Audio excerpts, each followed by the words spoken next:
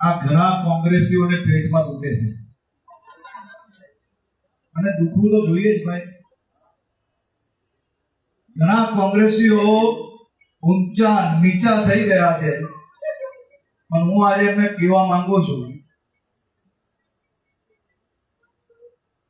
કે લુખ્ખા ટપોરીઓને તો નહીં જ છું.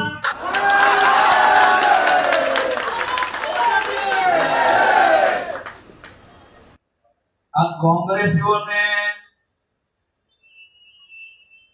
પેટમાં તો દુખવું જ જોઈએ અને સ્વાભાવિક વાત છે કે પેટમાં એમને દુખે કેમ નહીં. જોરથી ચિલ્લાઈને કૂદીને ગુજરાતના મજબૂત અશાંત ધારાને રોકવા માટેનો આ કોંગ્રેસી